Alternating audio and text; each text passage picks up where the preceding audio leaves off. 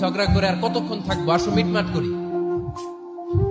আয়েশা রাদিয়াল্লাহু বললেন ঠিক আছে মিটমাট করবো। তো বিষ্ণু ইসলাম বললেন মিটমাটের জন্য কারে ডাকবো? ওমর রে ডাকি। কয় না, ওমর রে না, ওমর গালিজ, ওমর অনেক রাগে, আমার ডর লাগে। কয় তাহলে তোমার আব্বারে ডাকি। কয় ডাকেন। কি খুশি, মেয়েদের মধ্যে অভ্যাসটা আছে না নাই? তাহলে তোমার আব্বারে ডাকি, ডাকেন। ডেকে নিয়ে আসা হলো।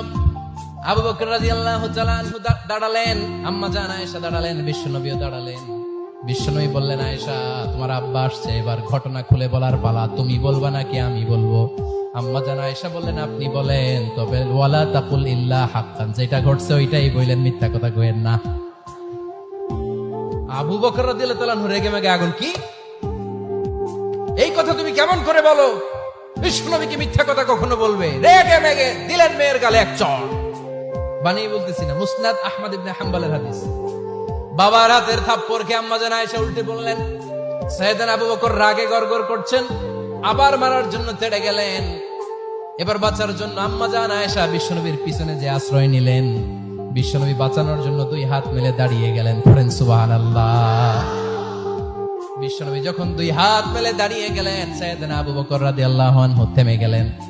সাইয়েদনা আবু বকর রাদিয়াল্লাহু তাআলা আনহু ঘর থেকে বের হয়ে বারান্দায় দাঁড়ালেন। পড়েন সুবহানাল্লাহ। এবার বিশ্বনবী আম্মা জান আয়েশার কাছে যেয়ে বলেন, ইয়া আয়েশা কাইফা রাআইতিনি আন খাসতুকি মিনার রাজুল, দেখছো কেমনে বাঁচাইলাম? আমি না থাকলে ভর্তা বানাই ফেলতো আজকে। আমি বাঁচাইছি তোমারে, আমি, আমার লগে ঝগড়া করো তুমি। লজ্জায় পড়ে আম্মা জান আয়েশা খিলখিল করে হেসে দিলেন, বিশ্বনবীও হেসে দিলেন।